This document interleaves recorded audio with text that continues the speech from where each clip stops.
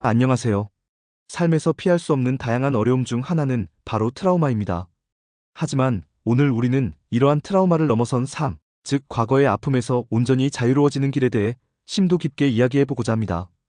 트라우마는 단순히 과거의 기억에 갇히는 것을 넘어 우리의 현재 감정, 생각, 그리고 미래에 대한 기대와 행동 방식에까지 깊은 영향을 미칠 수 있습니다.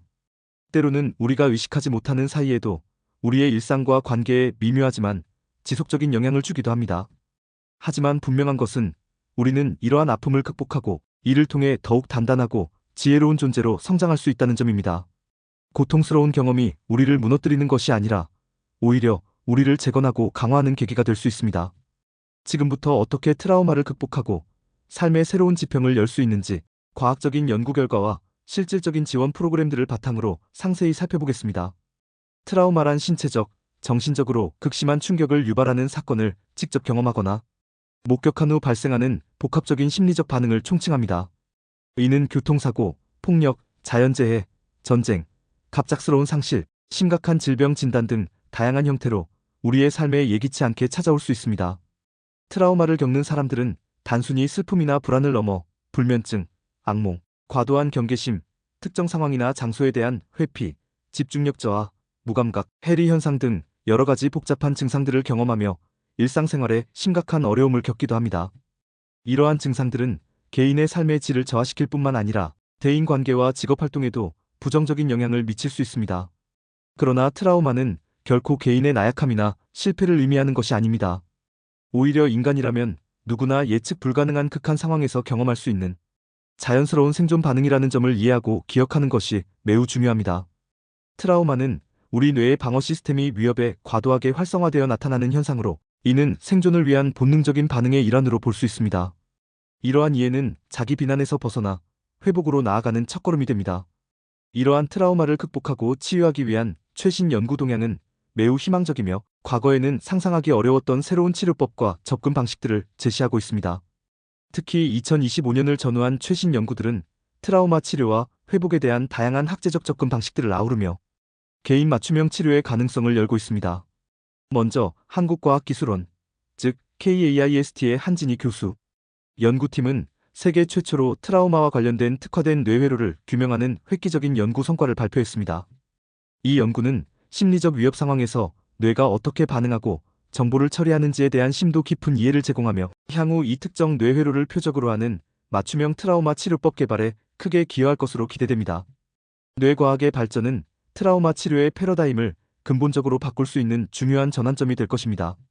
이는 단순히 증상을 완화하는 것을 넘어 트라우마의 근본적인 원인을 뇌 수준에서 이해하고 개입할 수 있는 길을 열어줄 것입니다. 다음으로 주목할 만한 것은 트라우마 후 성장, 즉 포스트마이너스 트로매틱 그로스 PTG에 대한 연구입니다.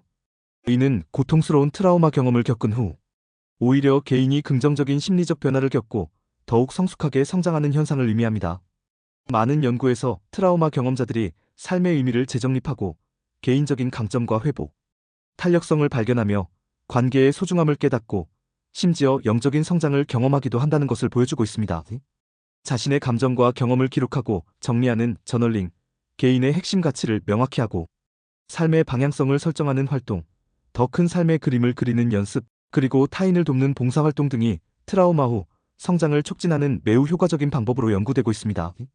아픔 속에서 의미를 찾고 이를 통해 더욱 강하고 지혜로운 자신을 발견하는 과정은 진정한 회복의 중요한 부분이 되며 이는 트라우마가 단순히 고통으로만 남는 것이 아니라 삶의 중요한 전환점이 될 수 있음을 시사합니다. 또한 최근 트라우마 치료의 중요한 흐름 중 하나는 신체 중심 치료입니다. 이는 기존의 언어 중심 심리 치료에서 벗어나 몸의 감각에 집중하고 신체적 경험을 통해 트라우마를 해소하는 접근 방식입니다. 트라우마는 단순히 머릿속의 기억으로만 존재하는 것이 아니라 몸에도 각인되어 긴장, 통증, 호흡곤란 등 다양한 신체적 증상으로 나타나기 때문입니다. 숲속에서 맨발 걷기, 깊고 의식적인 호흡 훈련, 명상, 요가, 태극권과 같은 신체 활동은 오감을 통해 자연과 몸을 연결하고 신체의 긴장을 이완시키며 안정감을 되찾는 데 매우 효과적입니다. 산림치유 프로그램처럼 자연 속에서 신체를 적극적으로 움직이며 마음의 평화를 찾는 것이 트라우마 회복에 긍정적인 영향을 미친다는 연구 결과들이 지속적으로 발표되고 있습니다. 이러한 신체 중심 치료는 트라우마로 인해 신체와 단절되었던 경험을 다시 연결하고 자신의 몸을 안전하고 편안하게 느끼도록 돕는 데 중요한 역할을 합니다. 디지털 기술의 발전 역시 트라우마 치료에 혁신적인 변화를 가져오고 있습니다. 디지털 치료제는 특히 코로나19 팬데믹 이후 비대면 치료에 대한 수요가 급증하면서 빠르게 부상하고 있는 분야입니다. 예를 들어 스마트워치를 활용하여 악몽을 꾸는 트라우마 환자를 실시간으로 감지하고 빛이나 진동을 통해 수면 단계를 조절하여 악몽을 완화하는 NIGHTWARE와 같은 디지털 치료제가 개발되어 임상적으로 활용되고 있습니다. 이러한 디지털 치료제는 환자들이 언제 어디서든 편리하게 접근할 수 있으며 개인의 프라이버시를 보호하면서도 효과적인 치료를 제공할 수 있다는 큰 장점을 가지고 있습니다. 이는 상담센터 방문이 어렵거나 꺼려지는 사람들에게 새로운 치료의 기회를 제공하며 치료 접근성을 획기적으로 높일 수 있습니다. 하지만 모든 치료법이 모든 개인에게 동일하게 적용될 수는 없다는 점을 이해하는 것이 중요합니다. 온라인 인지 행동 치료, 즉 ICBT는 시간과 비용을 절약하고 상담센터 방문에 대한 사회적 편견 없이 심리 치료를 받을 수 있다는 장점이 분명히 존재합니다. 하지만 트라우마 사건이 최근에 발생했거나 증상이 만성적이고 복합적인 경우 혹은 다른 정신질환이 동반된 경우에는 그 효과가 아직 충분히 검증되지 않았으므로 전문가의 신중한 평가와 접근이 필요합니다. 자신의 상태에 맞는 적절한 치료 방법을 선택하는 것이 회복 과정에서 매우 중요하며 이를 위해서는 반드시 정신건강 전문가와의 상담을 통해 정확한 진단과 맞춤형 치료 계획을 수립해야 합니다. 특히 지속 노출 치료와 같이 고난도의 전문적인 치료는 반드시 충분히 훈련되고 자격을 갖춘 전문가만이 수행해야 합니다. 집단 트라우마 치유 역시 중요한 회복의 경로 중 하나입니다. 재난이나 사회적 사건으로 인해 발생하는 집단적 트라우마를 극복하기 위해서는 개개인의 고통을 인정하고 신뢰할 수 있는 사람이나 안전한 공간에서 자신의 경험을 공유하고 도움을 찾는 것이 필수적입니다. 자신의 이야기를 새로운 관점으로 재구성하고 과거의 경험과 현재의 자신을 통합하며 공동체의 구성원으로서 타인을 돕는 과정은 개개인의 회복을 넘어 사회 전체의 회복력을 높이는 데 크게 기여합니다. 상호 지지와 연대는 트라우마를 넘어설 수 있는 강력한 힘이 됩니다. 2025년에는 트라우마 극복을 위한 다양한 지원 프로그램들이 국가 및 지역사회 차원에서 더욱 확대되고 전문화될 예정입니다. 이는 트라우마로 고통받는 이들이 필요한 도움을 보다 쉽게 받을 수 있도록 돕기 위함입니다. 국가트라우마센터는 국립정신건강센터 내에 설립되어 재난 및 사고 피해자와 그 가족을 위한 체계적인 심리 지원 시스템을 구축하고 있습니다. 특히 2025년에는 트라우마 치유 주간 행사를 대대적으로 개최하여 일반 국민의 트라우마에 대한 이해도를 높이고 정신건강 전문가들의 역량을 강화하기 위한 심도 깊은 워크숍을 진행할 계획입니다. 이는 트라우마에 대한 사회적 인식 개선과 전문가 양성에 크게 기여할 것입니다. 지역사회에서도 실질적인 지원들이 활발히 이루어지고 있습니다. 경기도에서는 청소년 및 청년을 대상으로 정신건강의학과 외래 치료비를 지원하는 청년 마인드 케어 프로그램을 운영하고 있으며 이는 경제적 부담으로 치료를 망설이는 젊은 세대에게 큰 도움이 됩니다. 서울시에서는 만 19세에서 39세의 청년을 대상으로 1:1 심층 심리 상담 기본 6회기를 제공하는 서울 청년 마음건강 지원 사업을 운영하여 청년들의 정신건강 증진에 힘쓰고 있습니다. 또한 전 국민을 대상으로 우울, 불안 등 정서적 어려움으로 심리 상담이 필요한 경우 전문 심리 상담 서비스 바우처를 제공하는 전국민 마음투자 지원 사업도 폭넓게 진행되고 있어 심리 상담에 대한 문턱을 낮추고 있습니다. 범죄 피해자를 위한 전문적인 지원 역시 강화됩니다. 법무부에서 위탁 운영하는 스마일센터는 범죄 피해자 심리 지원 전문기관으로 심리치료, 심층평가, 임시숙소 제공 등 피해자들이 안정적으로 회복할 수 있도록 종합적인 도움을 제공합니다.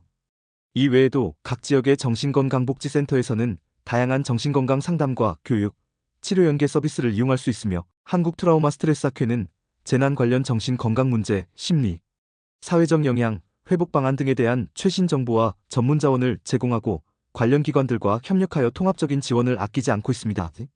이러한 노력들 외에도 재난 경험자들을 위한 유익한 심리 지원, 콘텐츠 카드 뉴스, 포스터 등과 지속적으로 개발 및 배포되고 있으며 재난 현장에서 활동하는 대응 인력들의 정신 건강을 위한 소진 관리 프로그램도 운영되어 이들의 심리적 회복력을 돕고 있습니다.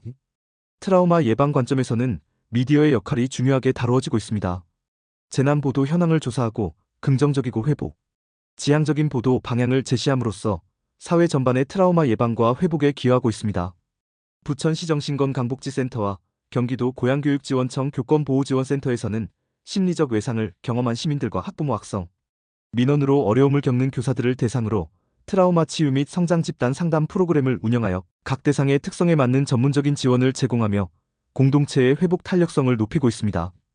이처럼 트라우마를 넘어선 삶을 살기 위해서는 스스로의 노력뿐만 아니라 전문가의 도움을 적극적으로 구하고 자신에게 맞는 치료 방법을 신중하게 선택하며 꾸준히 노력하는 것이 매우 중요합니다.